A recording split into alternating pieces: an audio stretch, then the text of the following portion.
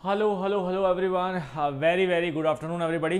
Welcome to this important session बच्चों. आज जो हम डिस्कस करने वाले हैं यहाँ पे टॉपिक बड़ा ही इंपॉर्टेंट है और बहुत सारे बच्चे इस पर कंफ्यूज भी रहते हैं.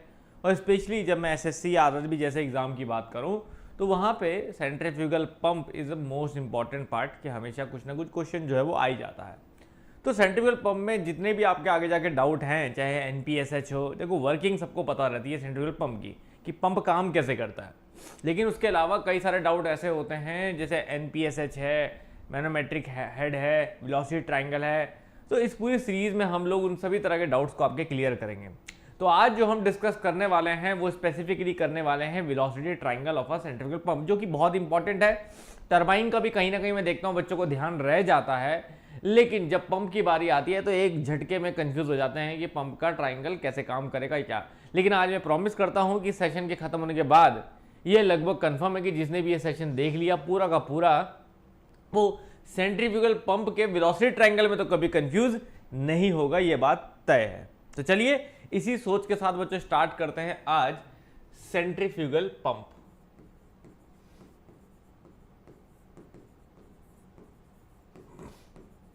देखिए थोड़ा सा बेसिक पहले इंट्रोडक्शन हल्का सा दे देता हूँ, उसके बाद जो है हम वेलोसिटी ट्रायंगल पे ही आएंगे सीधा, और कुछ डिस्कस नहीं करेंगे, वर्किंग वगैरह कुछ नहीं, पर एक हल्का सा बेसिक. आप सब जानते हैं कि सेंट्रीफ्यूगल पंप क्या है. It's an inverse of Francis turbine. आपने फ्रांसिस टरबाइन पढ़ा होगा, ये उसका ठीक उल्टा होता है, इनवर्स होता है, रिवर्स होता है, ठीक है ना. इससे फ्रांसिस टरबाइन जो आपने पढ़ा है उसका ठीक उल्टा और रिवर्स काम करता है.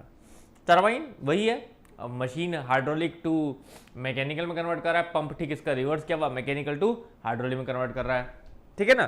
तो फ्रांसिस टरबाइन को हम जानते हैं, जो पहले से वो जानते हैं हम कि फ्रांसिस टरबाइन एक इनवर्ड रेडियल फ्लो टरबाइन है. Inward radial flow reaction turbine है ना. हम जो जानते हैं पहले से वो ये जानते हैं कि फ्रांसिस टरबाइन एक inward radial flow reaction turbine है. क्लियर है बच्चों, ठीक है.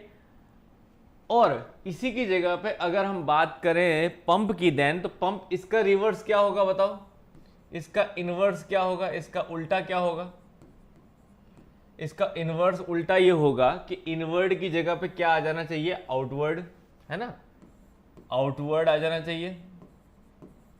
तो एक तो इनवर्ड की जगह पे हमारा हो जाना चाहिए आउटवर्ड. रेडियल ही रहेगा क्योंकि फ्लो रेडियल ही है, ठीक है ना, रेडियल फ्लो ही रहेगा. और रिएक्शन लिखने की जरूरत नहीं है, बट है वो प्रिंसिपल रिएक्शन का ही, बट हम रिएक्शन टरबाइन लिखते हैं क्योंकि वो टरबाइन नहीं है. तो आउटवर्ड रेडियल फ्लो पंप है एक तरह का ये, क्योंकि टरबाइन हम बोलेंगे नहीं तो हम सीधा सीधा आउटवर्ड रेडियल फ्लो पंप कह देते हैं. तो एक तरह से अगर कोई पूछे आपसे कि बताइए पंप जो है सेंट्रीफ्यूगल पंप वो इनवर्ड रेडियल फ्लो है कि आउटवर्ड रेडियल फ्लो है, तो आपको पता होना चाहिए कि फ्रांसिस टरबाइन अगर इनवर्ड रेडियल फ्लो है तो पंप जो है वो आउटवर्ड रेडियल फ्लो है. दोनों में फर्क क्या है ये भी सबको पता है. इनवर्ड मतलब होता है कि जो वाटर का फ्लो है वो बाहर से अंदर की तरफ है, और आउटवर्ड का मतलब है कि फ्लो जो है वाटर का वो अंदर से बाहर की तरफ है ना. तो यहां पे साफ साफ ये सिंपल मैं आपको इजी डायग्राम के थ्रू बता सकता हूं कि आउटवर्ड मतलब ये सेंटर है, तो सेंटर से बाहर की तरफ को फ्लो होगा वाटर का फ्लो, ठीक है ना, अंदर से बाहर की तरफ. और यहां पे जो होता है वो इनवर्ड रेडियल मतलब बाहर से अंदर की तरफ. तो जिसको नहीं भी पता वो यहां पे चीजें पता चल जाती हैं, बाहर से अंदर की तरफ इनवर्ड रेडियल, इनवर्ड फ्लो, ठीक है ना. इसको हम बोलेंगे आउटवर्ड फ्लो.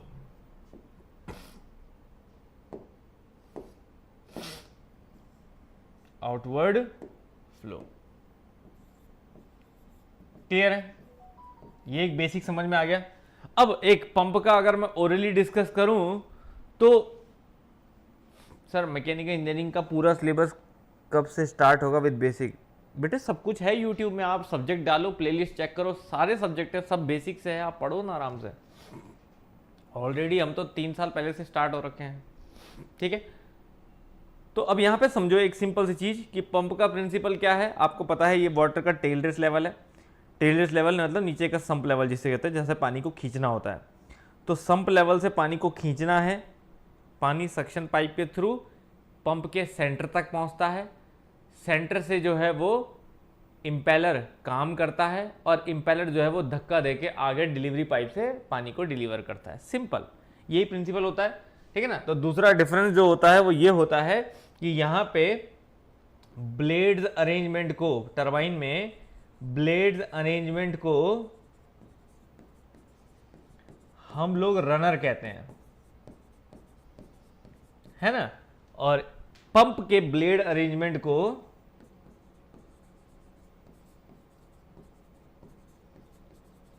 हम लोग इम्पेलर कहते हैं।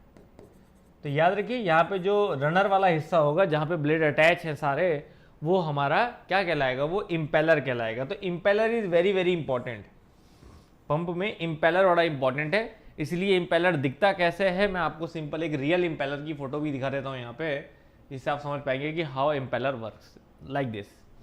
ये इम्पेलर है, ठीक है ना, ये जो है impeller of a centrifugal pump, impeller of centrifugal pump. अब इसी के थ्रू मैं आपको समझा पाऊंगा कि how velocity triangle of centrifugal pump works. Centrifugal pump का वेलोसिटी ट्रायंगल कैसा होता है, कैसे बनता है, क्यों बनता है, ऐसे ये सब चीजें हमें यहां पर लगेगी। तो यहां पे मैं लिखूंगा velocity triangle of centrifugal pump, velocity triangle of centrifugal pump. तो इस वीक बच्चों आप पूरा देखेंगे, बहुत अच्छे अच्छे कंसेप्ट, ये पूरे वीक देखते रहिएगा 1:30 बजे मेरे साथ, इस तरह के बढ़िया बढ़िया कंसेप्ट, ठीक है। ठीक है, अब देखिए, अब velocity triangle of centrifugal pump. अब मैं यहां पे आपकी समझदारी के लिए क्या करता हूं, इजी करने के लिए यहां पे से सेंटर मिला देता हूं इसका। मान लीजिए ये मेरा शाफ्ट की जो इम्पेलर है वो है। अब इम्पेलर का सेंटर देखिए, अगर मैं यहाँ पे किसी और कलर से आपको दिखाऊं तो यू विल एबल टू सी कि this is the centre of the impeller. दिख रहा है आपको इम्पेलर का सेंटर? तो इसको हम क्या बोलते हैं, पंप का आई बोलते हैं। This is called I of the pump, ठीक है। आसाम से तसल्ली समझिए बच्चों, कोई जल्दबाजी नहीं है, आधे घंटे के अंदर सब कुछ समझ में आ जाएगा, ठीक है ना। This is called I of the pump, सब जानते हैं इसे पंप का आई बोलते हैं सेंटर, क्योंकि यहीं से सक्शन पाइप कनेक्ट होता है। तो पानी जो है वो सक्शन पाइप के थ्रू यहीं पे आता है, ठीक है, यहीं पे आता है। तो होता क्या है पहले समझ लीजिए, पानी यहां पे आता है, पंप जो होता है वो अपने बैकवर्ड साइड से पानी को टच करता है, इसीलिए पंप जो है वो ऐसे डायरेक्शन में मोशन करता है। पंप जो है वो ऐसे डायरेक्शन में मोशन करता है, कुछ इस तरह की डायरेक्शन में, ये डायरेक्शन में पंप जो है वो आपका मोशन करेगा। तो इसका मतलब जो है, जो वाटर है आपका, जो वाटर है आपका, वो यहां से जब बाहर निकलेगा, थोड़ा और कलर यूज करना पड़ेगा ब्राइट, यहां से जब वाटर आपका बाहर निकलेगा तो वो पंप के इस हिस्से, ब्लेड के इस हिस्से में जाके टकराएगा, समझ रहे ना, इस हिस्से में जाके टकराएगा। जब यहां से वो बाहर निकलेगा तो वो कहीं ना कहीं बैकवर्ड साइड में इस हिस्से में जाके टकराएगा, इधर वाले हिस्से में, ठीक है। ऐसे ही पंप पानी यहां से भी निकलेगा, मानो यहां से भी निकलेगा तो यहां जाके टकराएगा, समझ रहे हैं, इस तरह से। अब देखो ब्लेड जल रहा है, ब्लेड हमारा किससे चल रहा है, हमारी इलेक्ट्रिसिटी से, इलेक्ट्रिक मोटर से चल रहा है, ब्लेड चल रहा है हमारा। अब ब्लेड इलेक्ट्रिक से चल रहा है तो इसका मतलब ब्लेड पानी को धक्का मारेगा, यही तो पंप का प्रिंसिपल है। तो इसका मतलब जो ब्लेड है हमारा वो पानी को पुश कर रहा है, धक्का मार रहा है, पानी को धकेल रहा है यहां पे। यही तो फर्क है टरबाइन और पंप में ना, यहां पे ब्लेड पानी को धकेल रहा है, टरबाइन में पानी ब्लेड को धकेलता है, ठीक है ना, कुछ इस तरह से। समझ रहे हैं? तो ऐसे करके जब पानी को धकेला जाता है तो पानी जो है वो यहां से उछल के फिर वापस यहां से पानी उछल के जो है वो बाहर की तरफ आ जाता है। अब यहां से पानी जो है वो बाहर की तरफ स्पिल आउट करेगा। ठीक है, थोड़े डिफरेंट कलर में देख लें तो पानी जो है अब यहां से बाहर की तरफ जो है वो हमारा जंप आउट करेगा, जिससे कि वो केसिंग में भरना शुरू होता है। ठीक है ना, यहां से उछल के यहां आता है पानी, फिर जिससे कि वो केसिंग में भरना शुरू होता है और केसिंग में भर के डिलीवरी पाइप के थ्रू बाहर चला जाता है। ये तो एक बेसिक प्रिंसिपल है बच्चों, सबके समझ में आ गया होगा। अब आते हैं हम वेलोसिटी ट्रायंगल पे। अब देखो वेलोसिटी ट्रायंगल जब हम बनाते हैं तो हम यहीं से ऊपर का पार्ट बनाएंगे।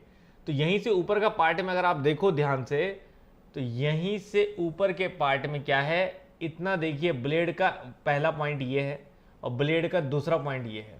दिख रहा है आपको? ब्लेड का पहला पॉइंट ये, मानो इनमें से मैं कोई एक ब्लेड सेलेक्ट कर लेता हूं, तो मैं इनमें से एक ब्लेड अगर मैं छांट लूं कोई, तो मान लीजिए मैं ये ब्लेड ले लेता हूं, एक ब्लेड का पॉइंट ये है और ये है दूसरा पॉइंट। तो इसको अगर मैं 1 कह देता हूं, इसको मैं 2 कह देता हूं। दिख रहा है ना? तो मान लीजिए मैंने ये ब्लेड छांट ली, तो इस ब्लेड के इसको मैं 1 कह देता हूं और इसको मैं 2 कह देता हूं। तो मेरी मान लीजिए यही एक ब्लेड है। तो अगर मैं इसी ब्लेड को दिखाऊं तो यहां पे क्या कोशिश करते हैं हम लोग, यहां पे हम यही करते हैं बच्चों की इसी इंपेलर का ऊपर वाला हिस्सा ड्रॉ कर लेते हैं। हम यहां पे क्या करते हैं, इसी इंपेलर का ऊपर वाला हिस्सा ड्रॉ कर लेते हैं लाइक दिस, ये। और ऐसे ही इंपेलर का इनर रेडियस भी ड्रॉ कर लेते हैं, it will be like this, कुछ ऐसा। समझ रहे ना? तो ऐसा ही इसका आउटर और ऐसा ही इसका इनर हिस्सा जो है वो ड्रॉ कर लिया। अब उसी में जैसे हमारा 1 से 2 मैंने ब्लेड बनाया, तो ऐसे ही मैं एक ब्लेड जो है 1 से 2 यहां पे बना देता हूं, it will be like this, ऐसा। तो कोई 1 से 2 ब्लेड जो है मैं यहां पे बना देता हूं लाइक दिस, ऐसा, कुछ ऐसा। ठीक है, थोड़ा सा भर देते हैं ऐसे रंग से ताकि आपको थिक ब्लेड दिखाई दे कि लाइक दिस, ये ब्लेड है हमारा। तो अगर मैं इस पे भी मैं ब्लेड का 1 और 2 पॉइंट शो करूं तो this is my 1 point, this is my 2 point, है ना? ऐसा ही तो होगा, this is my 1 point and this is my 2 point. Clear है? समझ आ रही बात? अब मान लीजिए दिस इज माय सेंटर, ये मेरा कोई सेंटर है, तो मैं यहीं सेंटर से, भले ही हम सेंटर थोड़ा दूर दिखाते हैं ताकि आपको डिस्टेंस समझ में आए, ये थोड़ा नजदीक हो जाएगा ना। जैसे इसमें मैं R1 रेडियस दिखाऊंगा ब्लेड का तो जरा नजदीक हो जाएगा, तो इसलिए सेंटर को मैं थोड़ा इमेजिनरी ले रहा हूं, थोड़ा दूर। ठीक है, सेंटर को थोड़ा सा इमेजिनरी ले रहा हूं, थोड़ा सा दूर।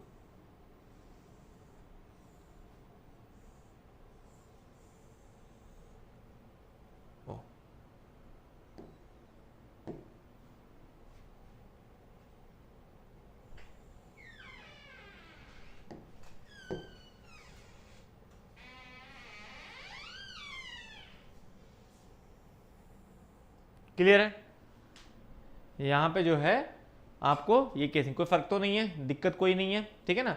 तो अब मैं यहां पे देखिए सेंटर को थोड़ा सा दूर दिखा रहा हूं जानबूझ के, ताकि आप डिस्टेंस समझ पाए। डिस्टेंस क्या समझना है, आ जाओ।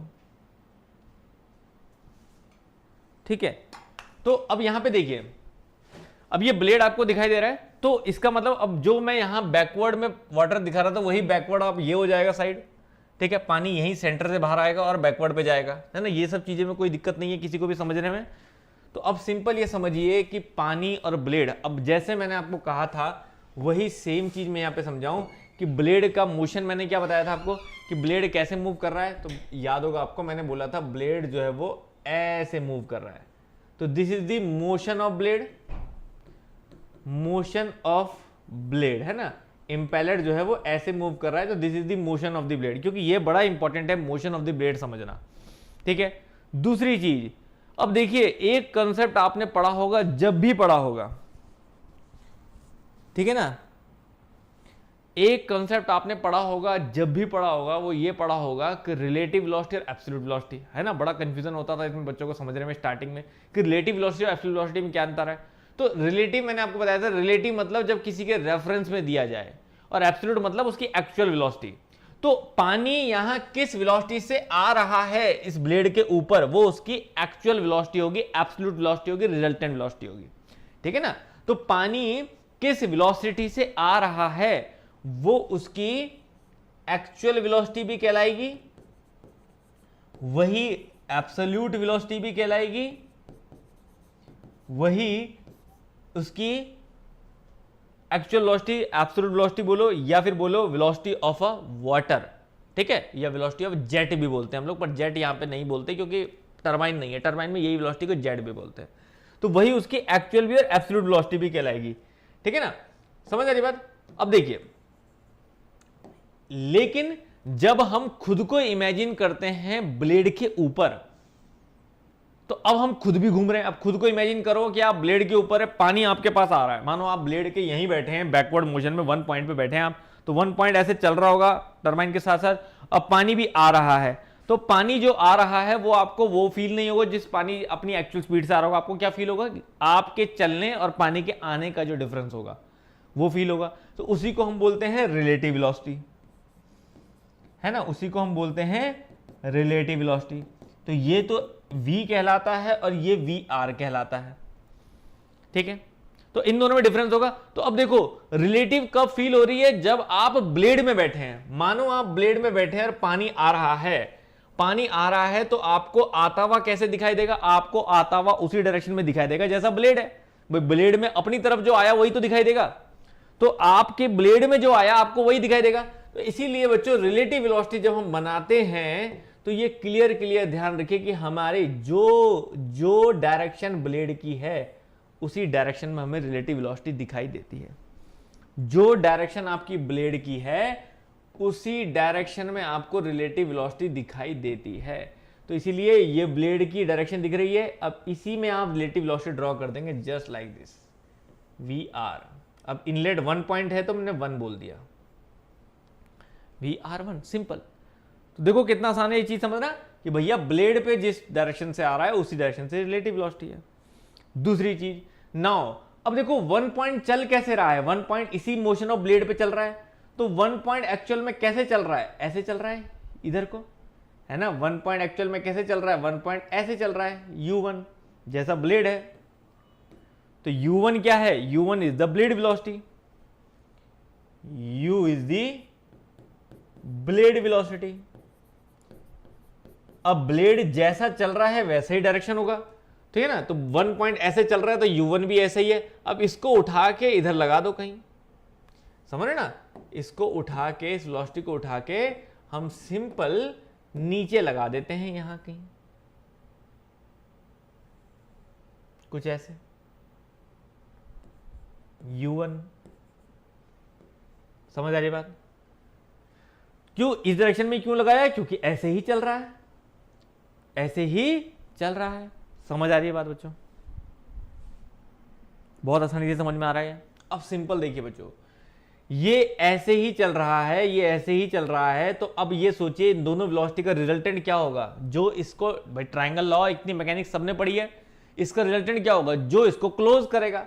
तो अब रिजल्टेंट वही होगा जो इसको क्लोज करेगा। और क्लोज कौन करेगा? क्लोज करेगा ये पॉइंट, यहां से यहां तक। तो बच्चों यही कहलाती है इसकी एक्चुअल वेलोसिटी, फिर V1 यही कहलाती है इसकी actual velocity V1 inlet side की। समझ आ रही बात? तो ट्रायंगल बनाना सीखे कैसे? बहुत आसान। पहले आपने जहां ब्लेड की डायरेक्शन थी उसी डायरेक्शन में आपने कहा मेरी रिलेटिव वेलोसिटी होगी, ठीक है, बना दिया आपने VR1।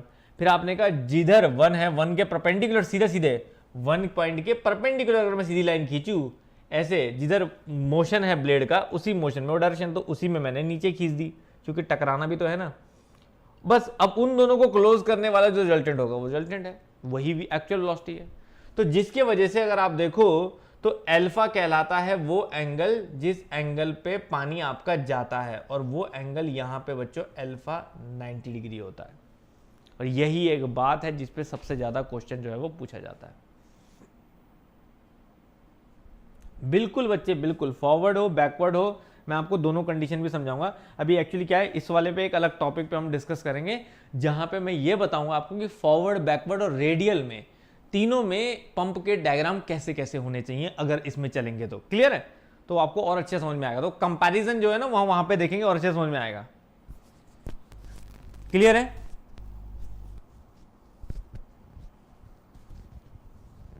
क्लियर है? समझ आ रही बात? ठीक है। तो V actual is equal to V absolute is equal to V, V relative is equal to VR is equal to U is equal to blade velocity. समझ आ गई बात? अब यहां पे सिंपल देखो, अब यहां पे सिंपल देखो, ये वेलोसिटी ट्रायंगल बताओ समझ में आ गया सबके? ये वेलोसिटी ट्रायंगल समझ में आ गया सबके? कोई समस्या नहीं इसमें? VR1 समझ गए क्यों है, किस लिए है ऐसा, U1 ऐसा क्यों है, तो दोनों को ज्वाइन करने वाला V1 उसकी एक्चुअल वेलोसिटी। तो अगर आपको ये ट्रायंगल समझ में आ गया तो आप खुद समझिए, इसको आप कंपेयर करिए टरबाइन के ट्रायंगल से, तो आपको याद होगा कि V1 के हमेशा दो कंपोनेंट होते थे। याद है आपको? V1 जब किसी अल्फा एंगल पे जाता था टरबाइन में, आपको याद होगा कि V1 जब किसी अल्फा एंगल पे जाता था तो V1 के दो कंपोनेंट होते थे, एक V1 साइन अल्फा और एक V1 कॉस अल्फा होता था। V1 कॉस अल्फा को हम वेलोसिटी ऑफ वर्ल्ड कहते थे और V1 साइन अल्फा को हम वेलोसिटी ऑफ फ्लो कहते थे। टरबाइन में याद है VW1 और VF1। तो यहां पे अगर आप देखोगे तो V1 का यहां पे कंपोनेंट कोई भी नहीं दिखाई दे रहा है, क्योंकि अल्फा एंगल पे ही नहीं है, अल्फा 90 हो गया। अल्फा 90 होने के वजह से बच्चों V1 जो है हमारा, V1 जो है वो VF1 के ही बराबर हो जाता है। भाई अगर किसी भी ट्रायंगल को आप अल्फा को 90 कर दोगे तो यही खुद ही परपेंडिकुलर बन जाएगा, तो परपेंडिकुलर के बराबर हो गया, तो V1 VF1 के बराबर हो जाता है। और अगर परपेंडिकुलर कर दिया तो ये चीज जीरो हो जाती है, तो जिसके वजह से इसमें VW1 जीरो होता है। तो ये सबसे इंपॉर्टेंट पार्ट होता है किसी भी पंप के वेलोसिटी ट्रायंगल में, कि वेलोसिटी ट्रायंगल में ये पार्ट हुआ ही क्यों है, क्योंकि अल्फा 90 होने की वजह से। ठीक है ना? इसको बोलते हैं रेडियल फ्लो एट इनलेट। इस कंसेप्ट को बोलते हैं रेडियल फ्लो एट इनलेट। ठीक है ना? फ्लो इनलेट पे रेडियल फ्लो होने की वजह से ये हमारा, क्योंकि सेंटर से ब्लेड की तरफ जा रहा है 90 डिग्री पे, जिसकी वजह से उसके कोई कंपोनेंट नहीं निकलते हैं। V1 ही वर्टिकल कंपोनेंट होता है और VW1 कोई कंपोनेंट नहीं होता है। क्यों नहीं होता है? अब आप टरबाइन में देखो, टरबाइन में VW1 बड़ा इंपॉर्टेंट था, यहां VW1 इंपॉर्टेंट नहीं है। क्यों? क्योंकि यहां ब्लेड नहीं घूम रहा है टरबाइन की पानी की वजह से, यहां टरबाइन या ब्लेड जो है वो पानी को घुमा रहा है, और वहां पे क्या होता था, पानी ब्लेड के ऊपर घूमता था उसे घुमाने के लिए, है ना? तो ये डिफरेंस है इस वजह से यहां पे VW1 जीरो हो जाता है, लेकिन वहां VW1 बड़ा इंपॉर्टेंट था, है ना? लेकिन यहां VW2 इंपॉर्टेंट है, क्योंकि यहां पे जब पानी को बाहर फेंकेगा तो वो पानी घूमेगा केसिंग में, तो VW2 वो पानी का वर्ल्ड मतलब यही तो है, पानी का घूमना। तो यहां स्टार्टिंग में पानी का घूमना कहीं से भी इंपॉर्टेंट नहीं है, तो इसलिए VW1 यहां पे ऑटोमेटिकली जीरो आता है। कैसे? प्रैक्टिकली भी समझो इस बात को, क्योंकि ये पंप है। ठीक है ना? तो ये समझ गया आप इनलेट साइड। अब देखो आउटलेट साइड बिल्कुल वैसे ही चलो जैसे आपके अभी समझ में आया। क्या इनलेट सबके समझ में आ गया? तो आउटलेट साइड आपको कुछ अलग नहीं करना है, सिंपल समझो। देखो VR1, अब ये ब्लेड की ही डायरेक्शन में वेलोसिटी बाहर निकलनी चाहिए। भाई कौन सी? Relative velocity. तो ब्लेड जैसे वहां ब्लेड की डायरेक्शन में थी, वैसे यहां भी ब्लेड की डायरेक्शन में VR2 निकलनी चाहिए। सिंपल बेसिक सा कंसेप्ट है। क्लियर है? दूसरा, जैसे ब्लेड यहां पे मूव कर रहा था U1, वैसे ही U2 यहां पे मूव करेगा, है ना? U2 यहां पे मूव करेगा, तो ब्लेड U1 यहां पे, या फिर ये समझ लो इसको टेंजेंट बोलते हैं एक तरह से। यहां पे क्या टेंजेंट ये था भाई, इस कर्व का टेंजेंट ये था, ये कर्व दिख रहा है ना, ये सर्कल, इस सर्कल का टेंजेंट ये वाला था। ऐसे इस सर्कल का टेंजेंट जो बनेगा वो सिंपल ये वाला बनेगा, तो दिस इज कॉल्ड U2। जैसे U1 पॉइंट की स्पीड है वैसे U2 है, सिंपल इसी डायरेक्शन में। ठीक है? लेकिन अब आप खुद देखो कि यहां पे VR2 आ गया, U2 आ गया, लेकिन क्या आपकी एक्चुअल वेलोसिटी ये होगी? नहीं, एक्चुअल वेलोसिटी तो ये नहीं है, ये तो रिलेटिव है। एक्चुअल वेलोसिटी क्या है?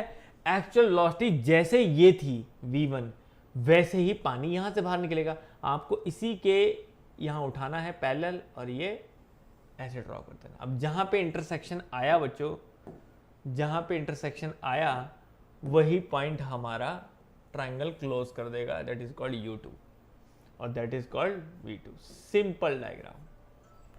Simple diagram. अगर कंसेप्ट से समझा होगा तो कोई समस्या आनी ही नहीं है आपको इस चीज को लेके। क्लियर है? समझ में आ रही बात? क्लियर है? तो अब आप देखिए, फिर से बता दे रहा हूं मैं, ब्लेड की ही डायरेक्शन में रिलेटिव वेलोसिटी बाहर निकली, ठीक है, क्योंकि अगर आप ब्लेड पे है तो आपको यहीं से पानी बाहर निकलता है, लेकिन एक्चुअल में कहां निकलना था पानी बाहर? इसी के पैरेलल। तो आपने ये किया।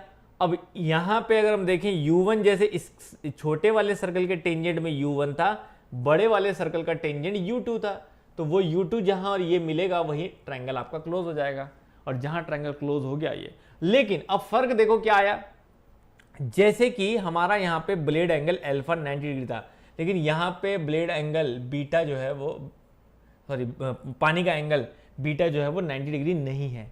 बीटा जो है वो लेस देन 90 डिग्री आया है। बीटा जो है वो लेस देन 90 डिग्री आया है। और बीटा अगर लेस देन 90 डिग्री है तो यहाँ पे ये वाला फंडा फिर लगेगा, क्योंकि 90 डिग्री होता तो v1 vf1 के बराबर होता, ऐसे v2 vf2 के बराबर होता, लेकिन अब ये लेस देन 90 आया, मतलब ऐसा है, तो मतलब इसके दो कंपोनेंट जरूर होंगे। तो वर्टिकल कंपोनेंट जो इसका होगा वो क्या कहलाएगा? वो vf2 कहलाएगा, और हॉरिजॉन्टल कंपोनेंट जो इसका होगा वो vw2 कहलाएगा। तो देखो अब आप समझ सकते हो कि यहां कंपोनेंट नहीं आए हैं v1 के कोई भी, लेकिन यहां दो कंपोनेंट आए हैं, ठीक है ना, इसलिए क्योंकि यहां अल्फा 90 था, वहां बीटा लेस देन 90 है, जिसकी वजह से दो कंपोनेंट निकलेंगे। जब भी 90 से कम होगा, ऑब्वियस बात है, वो इंक्लाइंड हो जाएगा फोर्स, और इंक्लाइंड फोर्स के हमेशा कॉस थीटा साइन थीटा दो कंपोनेंट आएंगे। तो यहां पे भी यही है बच्चों, ये vf2 जो है वो v2 साइन बीटा ही है, और vw2 v2 कॉस बीटा ही है, ठीक है ना। और जो पूरा ये बड़ा वैल्यू है, ये याद रखिएगा, ये u2 जो है ये पूरा बड़ा वैल्यू है यहां से यहां तक, दिस इज कॉल्ड u2, क्योंकि हमने स्टार्टिंग में बना लिया था, this is called u2। Clear है? तो यहां पे आप समझ सकते हैं कि u2 vw2 vf2, यहां पे जैसे अल्फा आपका ये इनलेट एंगल था, ऐसे बीटा आपका एग्जिट एंगल है, आउटलेट एंगल है। जैसे यहां पे ब्लेड एंगल को हम थीटा लेते हैं, तो वैसे यहां पे ब्लेड एंगल को हम फाई ले लेते हैं, बस। दिस इज इट बच्चों, और कुछ भी नहीं है समझने के लिए इसमें। सिंपल सा आपको वेलोसिटी ट्रायंगल यही समझना था। अब मैं दोबारा बना के दिखाता हूं आपको, दोबारा रिवाइज कर लेना, ठीक है? ये समझ गए? चलिए अब एक बार फिर से बना के दिखाता हूं। सिंपल समझिए, इनर क्रॉस सेक्शन, केसिंग का आउटर क्रॉस सेक्शन, कोई सेंटर है, सेंटर से मान लीजिए this is the inner radius r1, this is the outer radius r2। क्योंकि कल जब हम इसकी कैलकुलेशन समझेंगे तो फिर हमें यही सब चीजें क्लियर होनी चाहिए कि inner radius, outer radius, diameter, ये सब, क्योंकि यही सबसे वैल्यू निकलेगी। क्लियर है? ठीक है। अब देखो सिंपल, मैंने बताया आपको कि मान लीजिए ये कोई ब्लेड है, तो मैंने आपको बोला ये कोई मेरा ब्लेड है, this is the blade. Simple. अब मैंने आपको सिंपल एक भाषा कही थी कि भैया ब्लेड का जो है बैकवर्ड साइड में वाटर आना है, तो जैसा ब्लेड का डायरेक्शन है वैसे ही उसकी क्या आएगी, वैसे ही उसकी वेलोसिटी की डायरेक्शन आएगी, रिलेटिव वेलोसिटी की। तो ये ही ऐसे डायरेक्शन चल रहा है, ऐसा ही डायरेक्शन चल रहा है, तो जैसा डायरेक्शन है वैसे ही उसकी रिलेटिव वेलोसिटी आएगी। तो हमने बोल दिया था ये VR1। सिंपल। अब हमने कहा ये 1 पॉइंट है, तो 1 पॉइंट इस कर्व के टेंजेंट जैसा मूव कर रहा है U1 वैसा ही हम बना देंगे। U1 यहां आना था, ऐसे देखो इसके टेंजेंट, इस सर्कल का टेंजेंट क्या होगा, ये होगा, तो यही U1 यहां ड्रॉ कर दो, तो ये ऐसे आ गया U1। समझ आ रही बात? ये ऐसे आ गया U1। क्लियर है? समझ आ रही बात? ये U1 ऐसे आ गया इधर को। अब इनको जोड़ने वाला परपेंडिकुलर सीधा सीधा ये इनका रिजल्टेंट हो गया, विच इज कॉल्ड V1। ठीक है, जिसमें अल्फा ये एंगल है 90 डिग्री, और ये ब्लेड एंगल जो है वो थीटा है, theta is the blade angle. Simple. Inlet का डायग्राम कंप्लीट। ठीक है, इनलेट से हम क्या क्या समझे हैं, इनलेट साइड में हम ये समझे हैं, वो ये समझे हैं कि इनलेट में अल्फा 90 डिग्री है, V1 is equal to VF1 है, VW1 इज इक्वल टू 0 है। ठीक है ना, और थीटा जो है वो हमारा ब्लेड एंगल है, ब्लेड एंगल एट इनलेट, जिस पे हमारा रिलेटिव वेलोसिटी हमें दिखाई दी है। अब जब पानी यहां से गया, इसने धकेला पानी को, इसने पानी को धकेला, और पानी उछलते हुए गया कहीं, जैसे इस डायरेक्शन में बाहर निकला था V1 वैसे ही डायरेक्शन में बाहर निकलेगा V2, इसी के पैरेलल V2। लेकिन आपको वो नहीं फील हुआ, आपको रिलेटिव क्या फील हुआ, जैसे ब्लेड की डायरेक्शन है आपको वैसा ही फील हुआ, तो आपने ब्लेड की ही डायरेक्शन ले ली, सिंपल, कोई दिक्कत नहीं बच्चों। डायग्राम ऐसे बने, सीधा बने, टेढ़ा बने, उससे कोई परेशानी नहीं है। आपको VR2 से पानी बाहर जाता हुआ दिखाई दिया, तो अब सिंपल देखो, अब इसका टेंजेंट क्या होगा, इसका टेंजेंट ये होगा, तो यही U2 कहलाएगा। तो मैंने इसी का टेंजेंट ड्रॉ कर लिया यहां पे, दिस इज U2, खत्म। देखो इसी का टेंजेंट ड्रॉ कर लिया U2। अब V2 जैसे हमने कहा, जैसे यहां ब्लेड एंगल थीटा था, यहां ब्लेड एंगल फाई है। जैसे हमने V1 बताया आपका अल्फा, यहां पे एंगल बीटा है। अब बीटा ऐसे लेस देन 90 है, तो इसका मतलब इसके दो कंपोनेंट टूटे, एक कंपोनेंट इसका VF2 है और एक हॉरिजॉन्टल कंपोनेंट इसका VW2 है। खत्म डायग्राम। बताइए कोई कंफ्यूजन किसी को भी? खटाखट अब जब भी आएगा आप तुरंत बना देंगे बच्चों। बताइए वेलोसिटी ट्रायंगल के डायग्राम में किसी को भी कोई कंफ्यूजन? क्योंकि अगर ये क्लियर होगा बच्चों तभी कल के सेशन में हम कैलकुलेशन समझ पाएंगे। कल मैं आपको सब बताऊंगा, क्या वर्क डन कैसे निकालते हैं इंपेलर का, इंपेलर काम कितना कर रहा है, बहुत इजी फॉर्मूले जो कभी नहीं भूलोगे आप। इंपेलर काम कैसे कर रहा है उसका फॉर्मूला, आपका per unit second per unit weight का क्या फर्क आता है इंपेलर के फॉर्मूले में, रनर पावर में या इंपेलर पावर में, जिसको हम कहेंगे पंप के लिए इंपेलर पावर कहेंगे। दूसरा हमें पूछेगा मैनोमेट्रिक एफिशिएंसी क्या होती है, मैनोमेट्रिक हेड क्या होता है, ये निकालिए। तो ये सब की कैलकुलेशन जो है वो बहुत अच्छे से क्लियर होनी चाहिए। बताइए सबको क्लियर है तो प्लीज जो भी लाइव हैं वो क्लियर लिखिए, तो मैं मानूंगा कि ये टॉपिक जो है वो सेंट्रीफ्यूगल पंप एटलीस्ट आपको क्लियर हो गया, क्योंकि फिर उसके बाद कैलकुलेशन अलग है। बताइए अब सेंट्रीफ्यूगल पंप के वेलोसिटी ट्रायंगल में किसी को कोई समस्या आएगी कभी भी, जब बोला जाएगा कहीं पर भी या कोई भी न्यूमेरिकल आएगा खटखट बना लेंगे, कोई समस्या नहीं, ठीक है ना। अब देखो ना फ्रांसिस टर्बाइन का ठीक इसका उलट होता है। जैसे हमने बोला फ्रांसिस टर्बाइन का उलट, उलट मतलब यही चीज पलटनी है आपको ऐसे, क्योंकि पानी वहां इनवर्ट रेडियल फ्लो है तो पानी बाहर से अंदर को आएगा, तो वहां पे क्या होता है ऐसे फ्लो होता है इधर से इधर को, तो इधर से इधर होता है, जिसकी वजह से इनसाइड में तो अल्फा 90 नहीं रहता है, लेकिन यहां बीटा 90 हो जाता है। तो जैसे हमने बोला कि रेडियल फ्लो एट इनलेट, तो वहां हम बोलते हैं रेडियल डिस्चार्ज एट आउटलेट, है ना। यही सब तो पलटना, इसीलिए तो इनवर्स बोला जाता है, क्लियर है ना। यही सब तो पलटना बच्चों, इसीलिए इनवर्स बोला जाता है। क्लियर है, समझ में आ गई बात? चलिए अगर कोई भी डाउट हो बच्चों वेलोसिटी ट्रायंगल को लेके तो जरूर बताइएगा। उम्मीद है आप लोगों को वेलोसिटी ट्रायंगल टॉपिक जो है वो बहुत अच्छे से क्लियर हो गया होगा सेंट्रीफ्यूगल पंप का। तो कल हम पढ़ते हैं इसके सेंट्रीफ्यूगल पंप के अगले वीडियो में सेंट्रीफ्यूगल पंप के वेलोसिटी ट्रायंगल की कैलकुलेशंस, कि इससे फॉर्मूले क्या क्या बनते हैं। कल के दिन हमें ना एफिशिएंसी में दिक्कत आए, ना कोई पावर कैलकुलेशन में दिक्कत आए, ना ओवरऑल एफिशिएंसी में दिक्कत आए, ना मैनोमेट्रिक एफिशिएंसी में दिक्कत आए। तो कल ये सारी कैलकुलेशन को बहुत आसानी से समझेंगे और 20-25 मिनट में आसानी से हमारे हर तरह के न्यूमेरिकल हमारे सॉल्व हम कर पाएंगे। Thank you very much. और प्लीज़ कुछ भी कहना है तो कमेंट बॉक्स में जरूर लिखिएगा।